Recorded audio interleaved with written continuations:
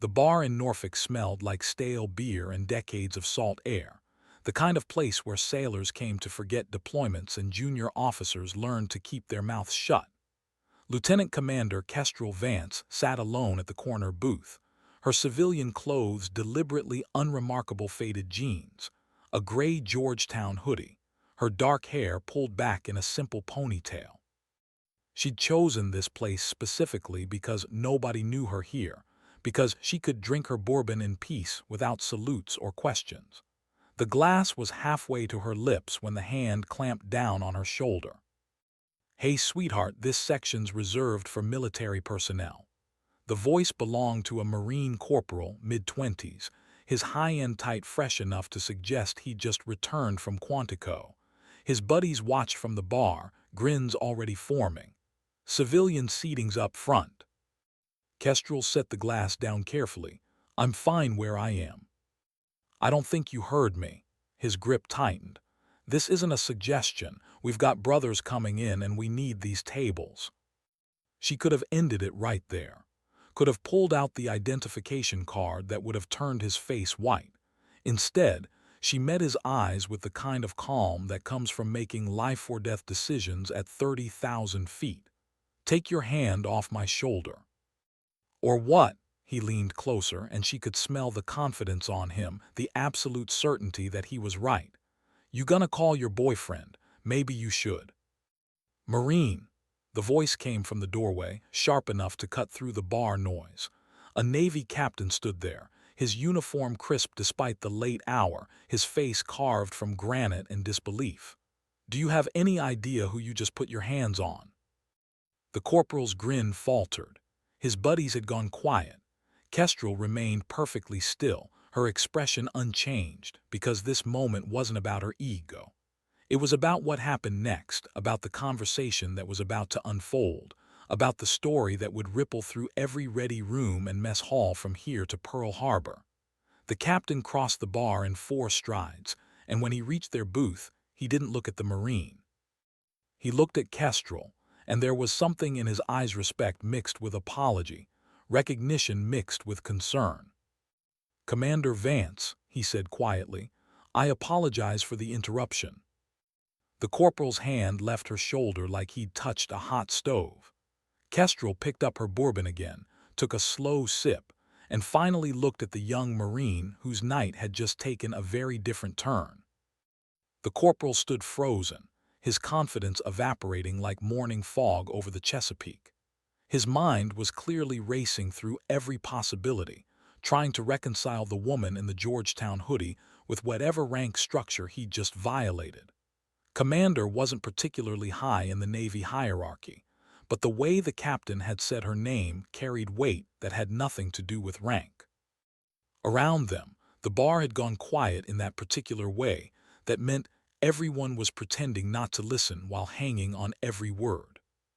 "At ease, Captain Morrison," Kestrel said, her voice carrying the kind of easy authority that couldn't be faked. "I'm off duty." "Ma'am, I was just coming in for a drink when I saw—" Morrison stopped himself, clearly deciding that explaining would only make things worse for the corporal. "Should I handle this?" "Handle what?" Kestrel's eyes moved to the Marine, who was now standing at something approximating attention, his face cycling through shades of red.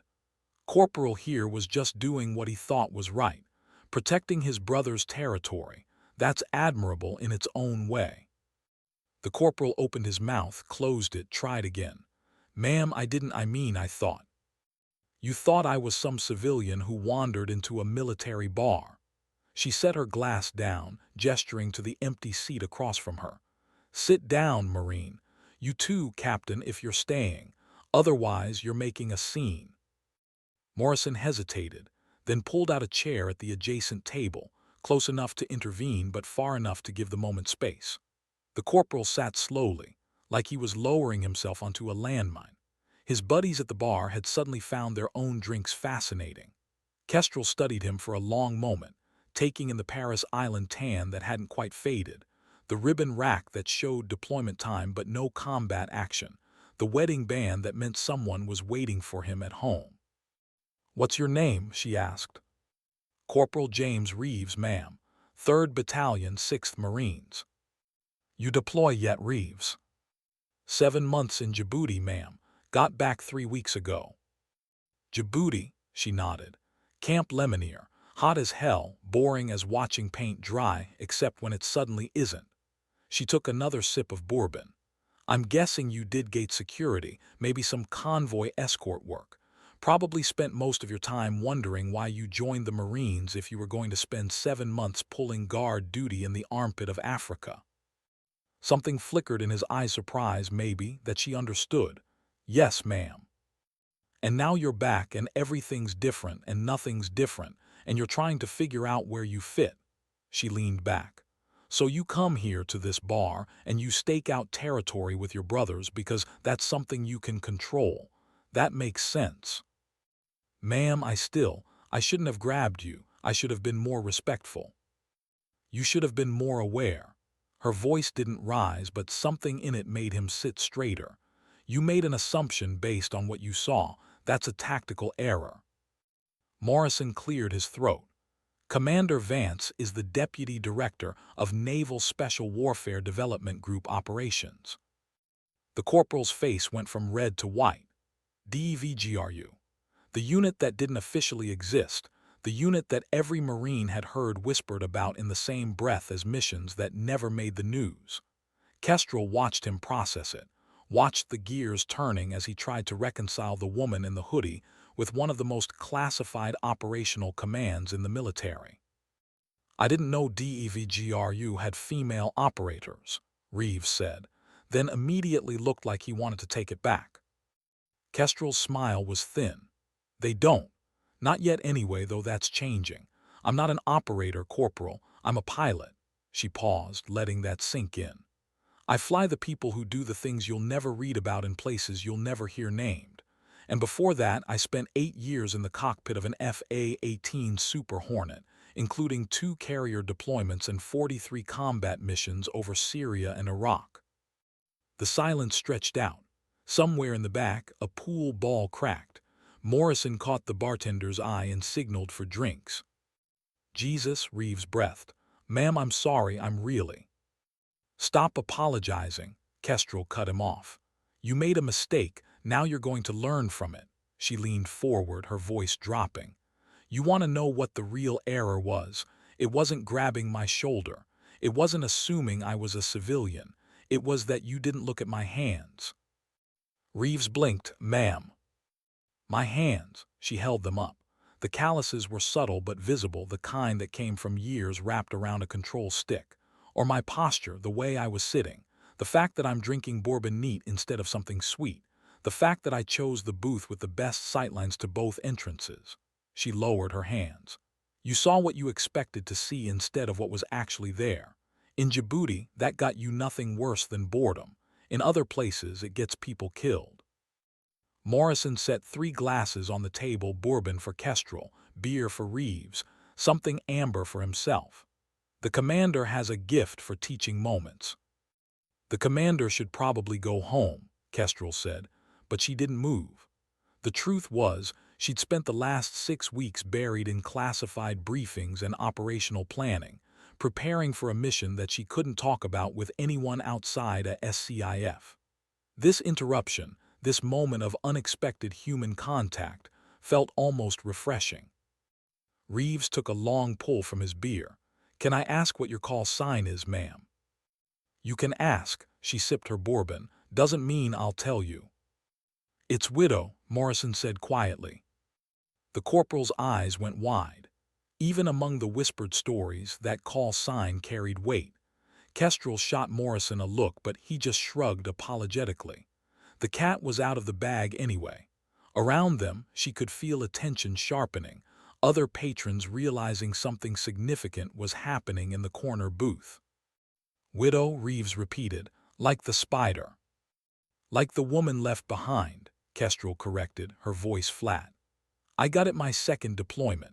My pilot in command, my husband, was killed when our Super Hornet took ground fire during a close air support mission outside Mosul. I took control of the aircraft, completed the mission, and brought the plane home with his body still in the front seat. The bar had gone completely silent now. Even Morrison looked uncomfortable, like maybe he shouldn't have said anything.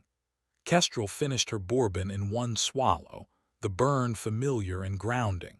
She told this story exactly 3 times in 5 years, and every time it felt like opening a wound that had never quite healed. "I'm sorry, ma'am," Reeves said, and this time the apology had nothing to do with grabbing her shoulder. His name was Lieutenant Commander Marcus Vance, call sign Hammer, best pilot I ever flew with, and I've flown with a lot of them. She set the empty glass down. He taught me that you don't judge people by what they look like or where they come from. You judge them by what they do when everything's on the line. That's the only metric that matters. Morrison signaled for another round, but Kestrel waved him off.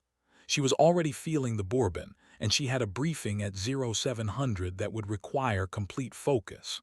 Still, she didn't stand to leave. Something about this moment felt important, like the universe had conspired to put her in this bar at this time for this exact conversation. "Can I ask you something else, ma'am?" Reeves had regained some of his composure, though he still looked like he wanted to crawl under the table. "What's it like, flying special operations missions?" Kestrel considered the question. The real answer was classified 6 ways to Sunday, wrapped in non-disclosure agreements and operational security protocols that could land her in Leavenworth if she violated them.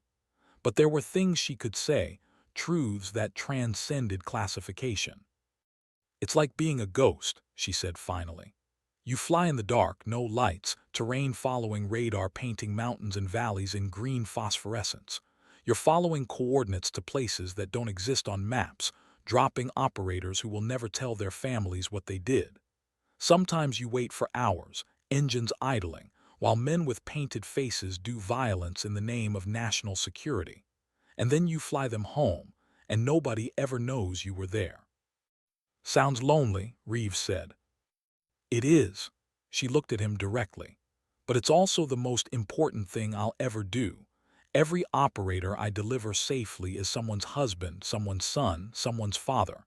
Every mission completed is something terrible that won't happen, some disaster averted, some threat neutralized. The world never knows, and that's exactly how it should be." Morrison leaned back in his chair. "Commander Vance has flown more special operations missions than anyone else in her unit. 317 insertions and extractions, not counting the classified stuff I can't mention even in here." "Morrison," Kestrel's voice carried warning. "They should know, ma'am. They should know what it means when you walk into a bar wearing civilian clothes. They should understand the weight you carry." She wanted to argue, wanted to maintain the anonymity she'd come here to find. But Morrison was right, in his own way. These young Marines and sailors, they needed to understand that service came in many forms, that the person sitting next to them might be carrying secrets that could never be shared, might have done things that would never be acknowledged. 317 missions, Reeves said slowly. I mean, how do you even? "One at a time," Kestrel said. "Same way you survived Djibouti. One day, 1 hour, one moment at a time. You focus on the mission, not the totality. You trust your training, your team, your equipment. And when it's over, you file it away and prepare for the next one." "Do you ever get scared?" The question hung in the air. Kestrel saw Morrison watching her, curious about her answer. The truth was complicated, layered with years of experience and too many close calls to count. Fear was a tool, something to be acknowledged and used, not something to be denied. "Every single time," she admitted. "If you're not scared, you're not paying attention. Fear keeps you sharp, keeps you from getting complacent. The trick is not letting it control you, not letting it make decisions for you." She gestured to the empty glass. "That's why I drink bourbon instead of the hard stuff. That's why I train until muscle memory takes over. That's why I know my aircraft better than I know myself." "What do you fly now?" Reeves asked, "if you can say." "MH-60M Black Hawks mostly. Special operations variant, customized for infiltration and exfiltration in denied territory." She saw his confusion and translated. Places where nobody wants us to be, where being spotted means mission failure and probably death. We fly low and fast, using terrain for cover, relying on systems that cost more than most people make in a lifetime. Morrison checked his watch. "Ma'am, you've got that briefing in the morning. You should probably." "I know." But she still didn't move. There was something about this conversation, this unexpected connection with a Marine corporal who'd made an honest mistake, that felt necessary. Maybe it was the bourbon, or maybe it was the exhaustion of keeping secrets, but she wanted him to understand something fundamental. "Reeves," she said, leaning forward, "you're going to leave this bar tonight and you're going to tell your buddies about the woman you grabbed who turned out to be a DEVGRU pilot. They're going to think it's a funny story, a close call, maybe even embellish it a little. But I want you to remember something else." "Ma'am, there are thousands of people like me. Not DEVGRU specifically, but people carrying weight you can't see, doing jobs you can't imagine, sacrificing things you can't comprehend. They're in uniform and out of it, in offices and cockpits and places that don't officially exist. And most of them don't want recognition or thanks or validation. They just want to do the job and go home." She stood finally, pulling her hoodie straight. "So the next time you see someone who doesn't look like they belong, before you make assumptions, take a second. Look at their hands. Watch how they move. Consider that maybe, just maybe, they belong exactly where they are, and you're the one who doesn't understand the full picture." Reeves stood as well, coming to attention despite the civilian setting. "Ma'am, I will, I promise." Kestrel nodded to Morrison, then turned toward the door. Behind her, she could hear the bar coming back to life, conversations resuming, the moment passing into story and eventually legend. She pushed out into the Norfolk night, the humid air washing over her, and for just a second she let herself imagine what it would be like to be someone else. Someone whose job didn't require secrecy and sacrifice. Someone who could walk into a bar without carrying the weight of 317 missions and 43 combat sorties, and one dead husband whose memory refused to fade. But that wasn't her life. That had never been her life. She was Lieutenant Commander Kestrel Vance, call sign Widow, and in 7 hours she had a briefing about a mission that would require everything she'd learned in 14 years of service.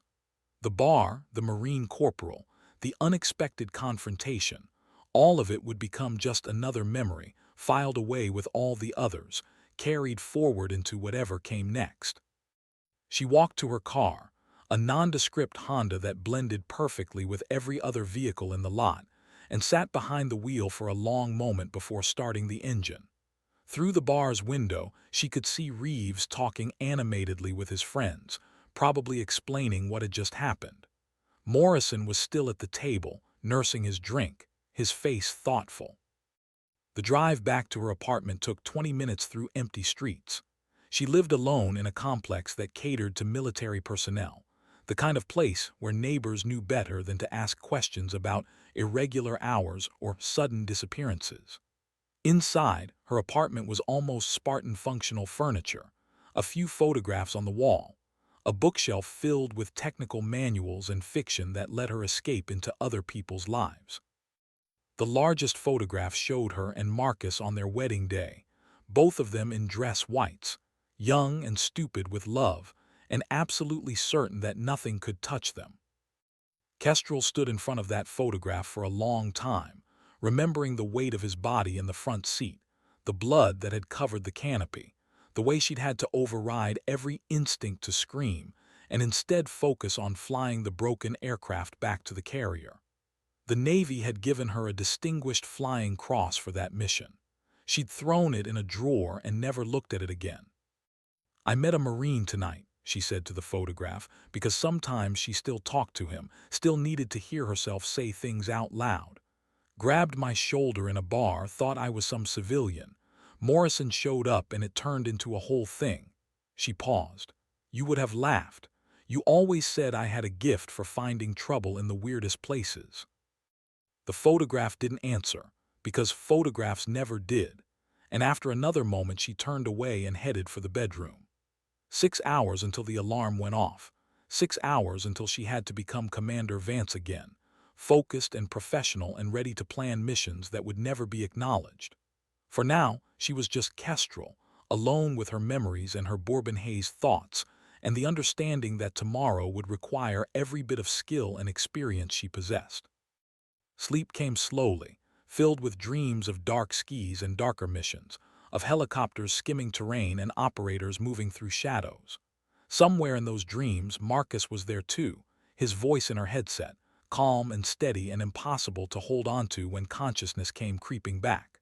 She woke at 0530, 2 full hours before she needed to, and lay in the darkness listening to her heart rate slow back to normal. The dreams were getting worse. She'd have to talk to the flight surgeon soon, make sure she was still cleared for flight status, make sure the weight of 317 missions hadn't finally exceeded what one person could carry. But that was a problem for another day. Right now, she had a briefing to prepare for, a mission to plan, and a reputation to maintain. She rose, showered, dressed in her service uniform with practiced efficiency. By 0630 she was in her car, heading for the Naval Special Warfare Development Group compound, the place she couldn't name to anyone without the proper clearances, the place that was simultaneously the most secure and most dangerous building she'd ever worked in. The gate guard checked her credentials with the kind of bored efficiency that came from seeing the same faces every day. Inside, the compound was already coming to life, operators running physical training in the gray dawn light, support staff heading for offices, helicopters being pre-flighted on distant pads. Kestrel parked in her assigned spot and walked toward the operations building, her mind already shifting into mission mode, already beginning to calculate the hundreds of variables that would determine success or failure. Captain Morrison was waiting outside the SCIF, 2 cups of coffee in hand. He offered her one without comment and she took it gratefully. They'd worked together for 3 years now, long enough that words were often unnecessary. He knew about the bar last night because he'd been there, but he also knew she wouldn't want to discuss it further. That was the past. This was the present. Admirals inside, Morrison said quietly. Also have 2 SEAL team commanders, the Air Mission Commander and someone from the CIA. This is the real deal. Kestrel sipped the coffee, letting it burn away the last cobwebs. Do we have final authorization? Waiting on SCCDEF, but the preliminary assessment is go. They want your operational plan by 1400 hours. 5 hours to plan a mission that probably needs 5 days. Welcome to Special Operations. Morrison pulled open the SCIF door, and they entered the classified world where real decisions were made and real consequences played out in blood and shadow. The briefing room was small, dominated by a conference table and multiple screens showing satellite imagery, weather patterns, and terrain maps of a location Kestrel didn't recognize immediately but could probably identify given 30 seconds with the right reference materials. The Admiral stood as they entered. Rear Admiral Sarah Blackwood, the commanding officer of Naval Special Warfare and one of the Navy's first female flag officers. She was small, barely 5'4", with gray hair cut military short and eyes that missed nothing. Commander Vance, glad you could join us. Ma'am. Kestrel took her seat, setting her coffee carefully on the table. Around her, the other faces were familiar: Commander Jake Thorne from SEAL Team 6, Commander Lisa Park from SEAL Team 2, Air Mission Commander Colonel David Smoke Ramsey from the 160th SOAR. The civilian was new, a man in his 50s with the kind of face that belonged behind a desk at Langley, unremarkable except for the intelligence in his eyes. This is Deputy Director Martins from the CIA's Special Activities Center, Admiral Blackwood said. He's going to brief us on the situation, and then we're going to figure out if this mission is feasible and how we're going to execute it if it is.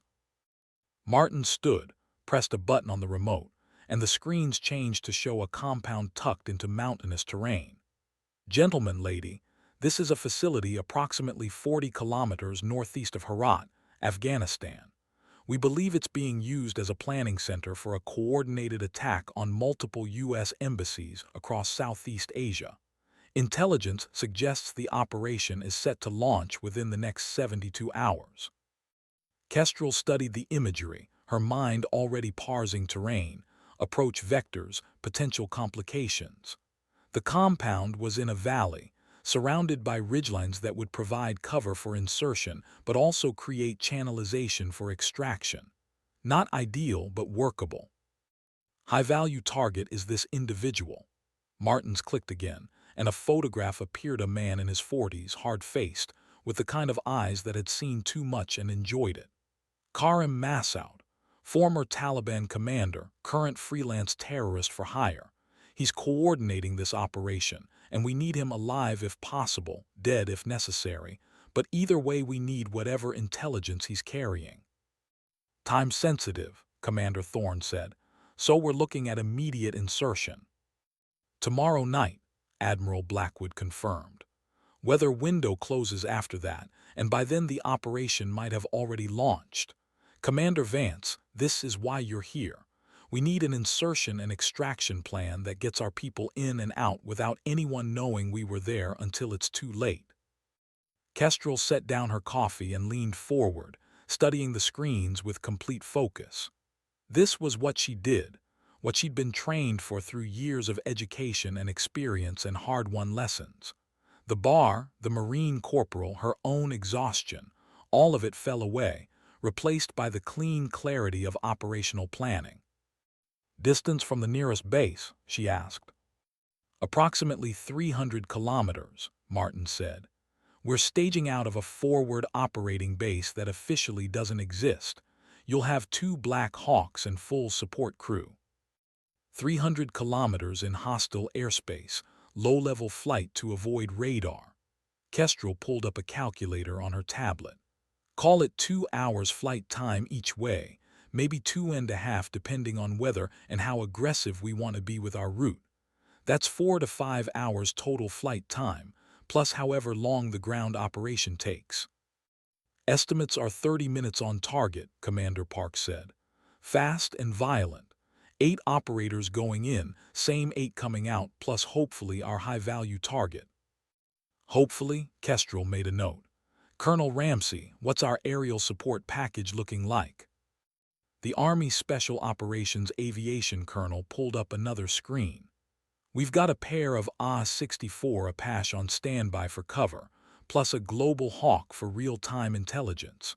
The Apache will hold back unless things go kinetic, but they'll be close enough to provide support if needed.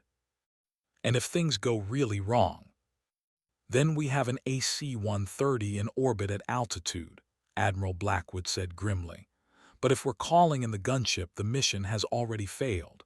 The whole point is surgical precision, in and out before the local Taliban even knows we're there. Kestrel studied the terrain again, tracing potential routes with her finger. The valley floor was relatively flat, good for a quick landing, but it also meant exposure during insertion. The ridgelines provided cover but complicated approach angles. Weather would be a factor. It always was in Afghanistan. Wind patterns in the mountains could turn deadly in seconds, and even the best pilot in the world couldn't fight physics. I'll need 3 hours with the terrain maps and weather forecasts, she said. Plus I want to walk through this with my co-pilot and crew chiefs. If we're doing this tomorrow night, I need every contingency planned for. You'll have whatever you need, Admiral Blackwood promised. This mission is top priority. The President is personally monitoring the situation. The weight of that statement settled over the room like a physical presence. This wasn't just another operation, another insertion in a career full of them. This was the kind of mission that could change the course of policy, that could save hundreds of lives or cost everything if it went wrong. Kestrel felt the familiar flutter of fear in her stomach and acknowledged it, filed it away, focused on the work. Then let's get started, she said. We've got a lot of planning to do and not much time to do it. The briefing continued for another 2 hours. each detail examined and re-examined, each contingency discussed until everyone in the room could execute their part blindfolded. By the time they broke for lunch, Kestrel's mind was swimming with flight profiles and fuel calculations and backup plans for the backup plans. She grabbed another coffee and retreated to a smaller office where she could spread out the maps and really dig into the terrain. Morrison found her an hour later, surrounded by papers and satellite imagery, her tablet displaying a three-dimensional model of the valley. "You should eat something," he said, setting down a sandwich she hadn't asked for but definitely needed. "I'll eat when I'm done," she said automatically, then caught herself. "Sorry, yes, thank you." He pulled up a chair. "This is a tough one, isn't it?" They're all tough, but she knew what he meant. Some missions had clean lines, obvious solutions, clear risk-reward calculations. This one had complications layered on complications, any one of which could turn catastrophic if they got it wrong. The terrain's going to be the biggest challenge. If we come in too high, we're exposed to ground fire. Too low, and we risk hitting unexpected obstacles in the dark. "You've done this 100 times before." 317, she corrected. "But everyone is different. Everyone has its own particular flavor of potential disaster." She took a bite of the sandwich turkey and Swiss, her favorite, because Morrison paid attention to details like that. "The operators are trusting me to get them in and out safely. I can't afford to get this wrong." "You won't." His confidence was absolute, earned through years of watching her execute mission after impossible mission. "You're the best pilot in DEVGRU, probably the best in the entire special operations community. If anyone can thread this needle, it's you." Kestrel wanted to believe him, wanted to feel the certainty he projected. But she also remembered Marcus, remembered how confidence could turn to catastrophe in a heartbeat, how even the best pilot in the world couldn't account for every variable. Still, doubt wouldn't help her now. What would help was preparation, planning, drilling every scenario until her responses became automatic. "I'm going to need to fly the route in the simulator," she said. "Multiple times, with different weather conditions and equipment failures. I want muscle memory for this, not just intellectual understanding." "Already scheduled. You've got the sim starting at 1500 hours, 4-hour block. Your co-pilot will be Chief Warrant Officer Sarah Chen. She's flown with you before, knows your style." "Good," Kestrel made another note. "And I want to brief the crew chiefs personally, make sure they understand the extraction timeline. If the operators are running late, we need to be able to make real-time decisions about whether to wait or abort." Morrison's expression darkened slightly. "You know the Admiral will never authorize leaving operators behind." "I know, but I also know that sometimes waiting costs more than aborting. If the situation on the ground goes completely sideways, I need to have options that don't involve getting everyone killed trying to be heroes." She met his eyes. "That's not cynicism, Morrison. That's realism." He nodded slowly. "I'll make sure the crew chiefs understand the stakes, and I'll make sure they know you'll fight to bring everyone home." Always. It was a promise she'd made 317 times before, and every time she meant it absolutely. The operators weren't just cargo, weren't just passengers. They were warriors entrusting their lives to her skill and judgment, and that trust was sacred in a way that transcended rank or protocol. The afternoon blurred into a succession of planning sessions, simulator runs, and coordination meetings. Kestrel flew the route 17 times in the simulator, each time varying conditions and complications. She practiced engine failures on approach, practiced navigating through unexpected weather patterns, practiced every nightmare scenario her mind could conjure. By the time she climbed out of the simulator at 1900 hours, her hands were cramping from gripping the controls, and her eyes felt like they'd been sandblasted. Chief Warrant Officer Sarah Chen was waiting outside, her own face drawn with exhaustion. "That last run was rough," she said. "The crosswind scenario almost killed us." Almost means we survived. Kestrel pulled off her flight gloves. Tomorrow night almost isn't good to enough. We need perfect. Nobody's perfect, ma'am. Then we need to be so prepared that perfect becomes possible. Kestrel headed for the locker room, Chen falling in beside her. What's your assessment of the mission? Chen considered the question carefully. She was younger than Kestrel by 5 years, but she'd flown enough special operations missions to understand the stakes. It's doable, dangerous but doable. The terrain's going to make the extraction challenging, especially if they're under fire. But if we time it right, if the weather cooperates, if the intelligence is good, we can pull it off. That's a lot of ifs. That's special operations. Chen's smile was tired. You taught me that, remember? First mission we flew together, that extraction outside Mosul. You said every mission is a collection of ifs that you turn into certainties through preparation and skill. Kestrel remembered that mission, remembered the young warrant officer who'd been terrified but determined. Chen had come a long way since then, had become one of the most reliable co-pilots in the unit. I also remember telling you that fear keeps you sharp. I'm plenty sharp right now, ma'am, sharp enough to cut myself. Chen pushed open the locker room door. But I'm ready. Whatever happens tomorrow night, I'm ready. They changed in silence, the easy camaraderie of pilots who'd flown together enough times to read each other's moods. Kestrel's body ached from the physical stress of the simulator runs, but her mind was still racing through scenarios and calculations. She needed to sleep, needed to let her body recover, but she also needed to review the plan one more time, needed to make sure she hadn't missed anything critical. Morrison was waiting in the parking lot, leaning against his car like he'd known she'd try to go back inside. You're done for tonight, he said flatly. Admiral's orders.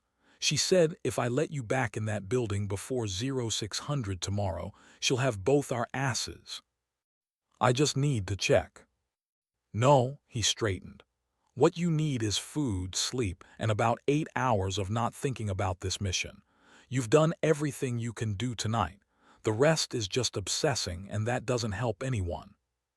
Kestrel wanted to argue, wanted to explain that there was always one more detail to verify, one more scenario to plan for.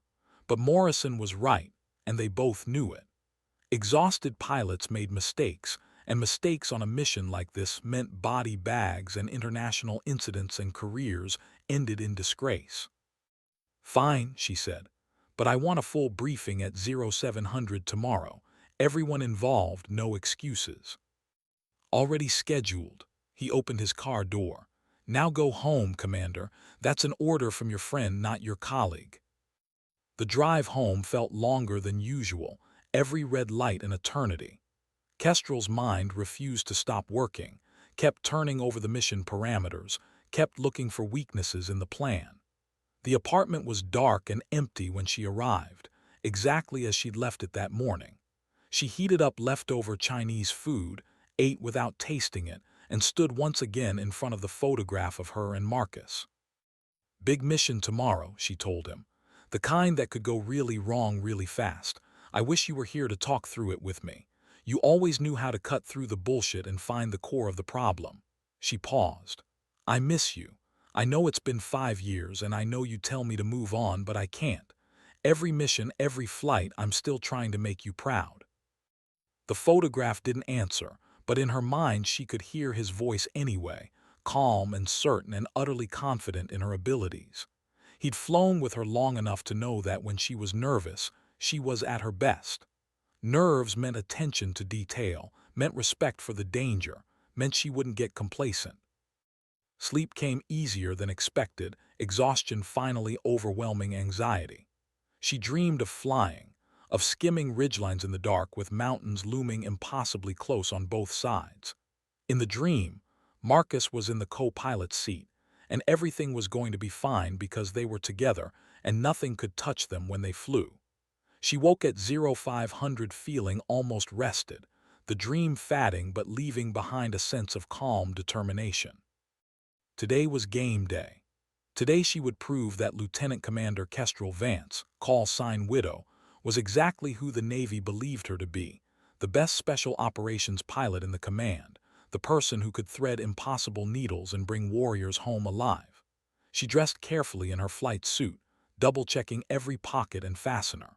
Her helmet and gear were already at the compound, but she took a moment to review her pre-flight checklist, making sure her mind was clear and focused. The compound was already buzzing with activity when she arrived. Operators were gearing up, weapons being checked and rechecked, equipment being staged for rapid loading. The Black Hawks sat on their pads, ominous and powerful in the early morning light. Crew chiefs moved around them like priests tending altars, performing the rituals that kept the machines flying and the people inside them alive. Admiral Blackwood was in the operations center, surrounded by screens showing real-time intelligence feeds from Afghanistan. She looked up as Kestrel entered, and something in her expression suggested the mission was still a go. "Commander, ready for your briefing." "Yes, ma'am." "Good, because we just got updated intelligence, and you're going to need to adjust your flight plan." Kestrel's stomach dropped. Changes this late meant something significant had shifted, something that could make an already dangerous mission exponentially more complicated. She pulled up a chair and prepared to throw out hours of planning and start over. This was special operations. This was what she trained for. This was why she was the person sitting in this chair, being trusted with 8 operators' lives and a mission that could change the course of international policy. "Tell me everything," she said, and meant it absolutely. Admiral Blackwood manipulated the screen, bringing up new satellite imagery timestamp just 3 hours ago. The compound looked different now, vehicles that hadn't been there before, guards visible on the perimeter, increased activity suggesting the target knew something was coming or was preparing to move.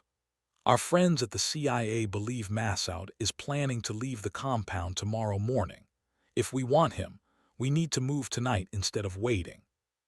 Tonight? Kestrel's mind was already recalculating, adjusting timelines and fuel loads and crew rest requirements. "That gives us maybe 10 hours to prep instead of 30. Is the ground team ready?" "They will be," Commander Thorne said from across the room. He looked tired but determined, the expression of a man who'd been through this drill enough times to know that plans were meaningless and planning was everything. "My team can be wheels up in 6 hours. We'll use the flight time to finalize equipment checks and rehearse the entry sequence." "What about aerial support?" Colonel Ramsey pulled up another screen. "The Apache are already repositioning. Global Hawk is on station now, and the AC-130 will be overhead within the hour. We're as ready as we're going to get." "Except for my flight plan, which is now completely obsolete." Kestrel stood, moving closer to the screens to study the updated imagery. The original approach vector assumed daylight fade, using the transition from dusk to full dark for concealment. If we're going tonight, we're looking at full darkness for the entire mission, which changes fuel calculations and terrain avoidance requirements. "Can you do it?" Admiral Blackwood's voice was level, but Kestrel could hear the weight behind the question. The Admiral wasn't doubting her capabilities. She was acknowledging the enormity of what was being asked. "Yes, ma'am, but I need 2 hours in the simulator with the new timeline, and I need to brief my crew on the changes. Chen needs to know what we're walking into." "You have 90 minutes, Blackwood said. "At 0900, we're doing a full mission brief with everyone involved. At 1100, you're wheels up for the staging area. Mission execution starts at 2200 local time." She paused. "Commander, I don't need to tell you how important this is. The intelligence we're getting suggests Massoud's operation could kill hundreds of people, maybe thousands. This isn't just about one terrorist. This is about preventing something catastrophic." "Understood, ma'am." Kestrel was already moving toward the door, her mind shifting into mission mode. 90 minutes to redesign an approach profile, rehearse it until muscle memory took over, and convince herself that everything would work perfectly when the stakes couldn't be higher. Just another day in special operations. The simulator was already warming up when she arrived. Chen waiting beside it with a tablet full of updated intelligence. They climbed in without ceremony, strapping into the mock cockpit that was simultaneously more and less real than the actual aircraft. The screens flickered to life, showing the valley approach in simulated darkness, terrain rendered in greens and blacks, obstacles marked in angry red. Full dark approach, Chen muttered, studying her displays. This is going to be sporty. Sporty is a generous word for it. Kestrel powered through the pre-flight checks, her hands moving automatically across the panel. We're going to use the ridgeline for initial cover, then drop into the valley on a zero-illumination approach. Terrain following radar only, no lights, minimum communications. We'll be completely blind except for what the instruments tell us. And if the instruments lie, then we trust our training and hope physics is feeling generous. Kestrel engaged the simulation, and suddenly they were flying, the helicopter responding to her inputs with the characteristic heavy feel of a Black Hawk loaded for combat operations. She guided them toward the simulated valley, watching altitudes and airspeeds with obsessive precision. The first run ended with them clipping a ridgeline they hadn't seen in time. The second run got them to the landing zone, but their approach angle was wrong, exposing them to theoretical ground fire. The third run was better, the fourth better still, and by the sixth attempt, Kestrel felt the movements becoming automatic, felt her hands and the helicopter becoming one unified system responding to terrain and threat without conscious thought. "That's the one," Chen said after the eighth run, which had been textbook perfect from approach to landing to extraction. "That's the profile that works." "That's the profile that worked in the simulator," Kestrel corrected. "The real valley won't be this cooperative. There'll be wind we didn't predict, terrain features the satellites missed, complications we can't imagine sitting here in comfort. So we adapt, that's what we do." Chen pulled off her helmet. "Ma'am, you're the best pilot I've ever flown with. If anyone can thread this needle, it's you. But you have to trust yourself as much as I trust you." The words hit harder than they should have, cutting through Kestrel's professional detachment to something more personal. She did trust herself, had to trust herself, because doubt in the cockpit meant death. But she also remembered Marcus, remembered how trust and skill hadn't been enough when physics and bad luck combined in exactly the wrong way. "I trust my training," she said carefully. "I trust the aircraft, I trust my crew. That's enough." "If you say so, ma'am." Chen's expression suggested she saw through the dodge, but she was too professional to push. "Briefing's in 15 minutes. We should probably head over." The full mission briefing was held in the largest conference room, packed with every person who would play a role in the operation. 8 SEAL operators sat at the front, their faces painted with the particular blend of excitement and apprehension that came before high-risk operations. Behind them, support staff intelligence analysts, communications specialists, medical personnel standing by for emergencies nobody wanted to think about. Kestrel and Chen took their places at the front of the room, and Admiral Blackwood called everyone to attention. "Ladies and gentlemen, this is Operation Widow Strike." The Admiral's voice filled the room, commanding absolute focus. "Named for Commander Vance and her impressive record of bringing people home alive. Our objective is to capture or kill Karim Massoud and seize whatever intelligence materials he's carrying regarding planned attacks on U.S. embassies. Commander Thorne will brief you on the ground operation. Commander Vance will cover the aviation piece, and then we'll go through the timeline step by step. Questions will be addressed after each section. This is your chance to identify problems before they become disasters. I expect everyone to speak up if they see issues." Commander Thorne stood, his presence commanding the room effortlessly.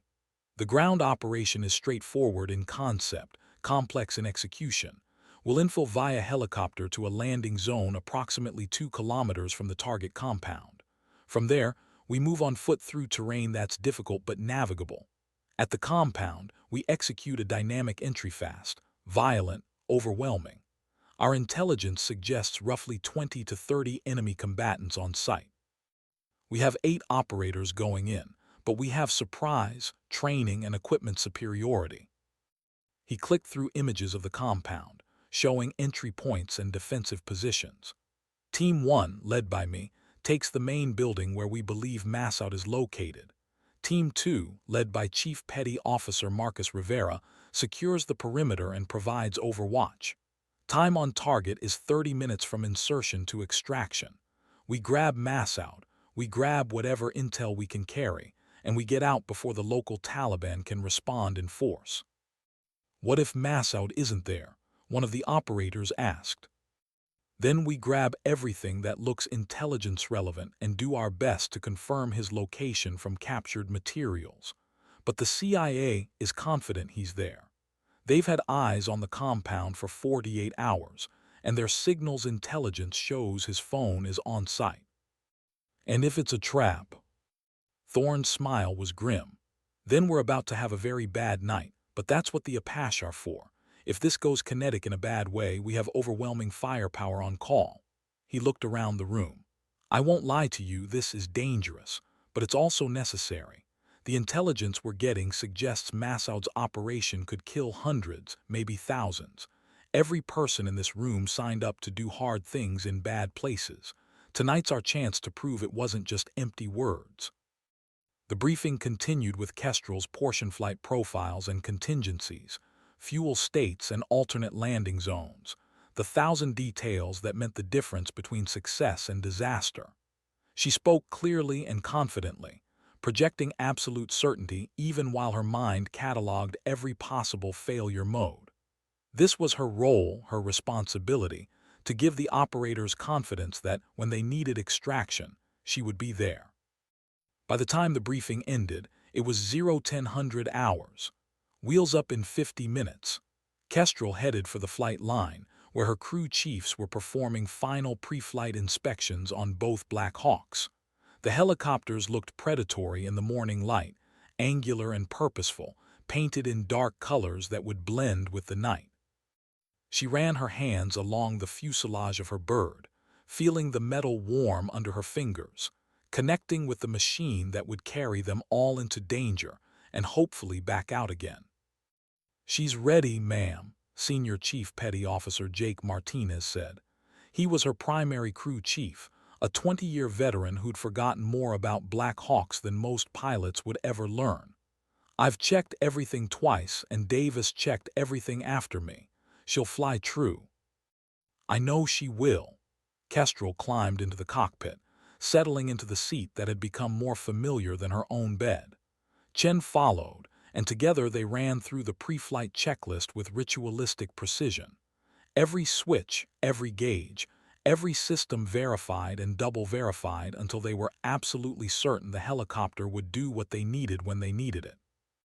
At 1100 exactly, the rotors began turning, the characteristic wop-wop-wop of the Black Hawk filling the air.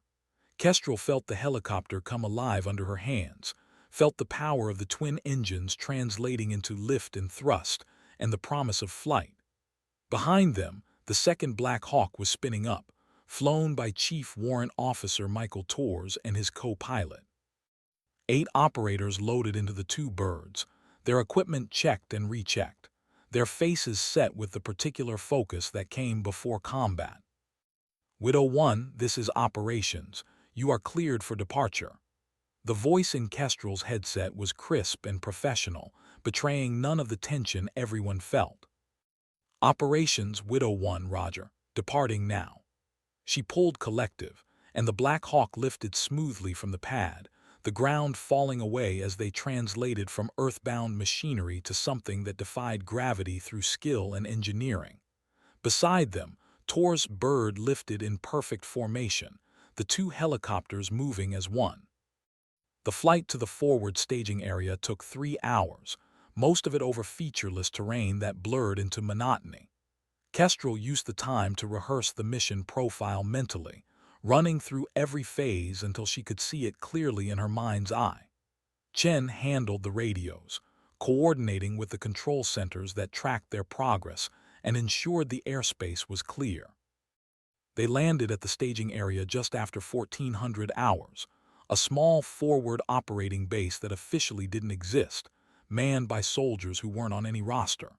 The place had the temporary feel of all such installations prefab buildings, sandbag barriers, the sense that everyone and everything could disappear in an hour if necessary. Kestrel and Chen shut down the helicopter and headed for the operations center, where final intelligence updates were waiting. The wait was always the hardest part. With nothing to do but think, doubt crept in like fog, filling all the spaces where certainty should be. Kestrel forced herself to eat, forced herself to review the mission profile one more time, forced herself to appear calm and confident because that's what the operators needed to see. Commander Thorne found her at 1700 hours, his own face showing the strain of waiting. "How are you holding up?" he asked. "Same as always, ready to fly, nervous about variables we can't control, confident in our preparation." She paused. "You?" "About the same. My team's as ready as they'll ever be, but going in at night into a compound we've only seen from satellites, there's a lot of room for surprises." He sat down across from her. "I've done this 43 times now. Insertions into bad places, missions that could go wrong in 100 different ways. And every single time you or someone like you has gotten us in and out alive. That's not luck. That's skill." "Skill and luck," Kestrel corrected. "We had plenty of good luck mixed in there." "Maybe, but I'll take a skilled pilot over a lucky one any day." He stood. "Thank you, Commander, for doing what you do, for being who you are. Whatever happens tonight, know that every operator in this unit trusts you absolutely." The words settled over Kestrel like a weight and a gift simultaneously. Trust was sacred in special operations, earned through demonstrated competence and maintained through consistent performance. That 8 warriors would place their lives in her hands, would trust her to execute perfectly in the dark with no margin for error, was both humbling and terrifying. "I'll bring you home," she promised, "all of you." "I know you will, Widow."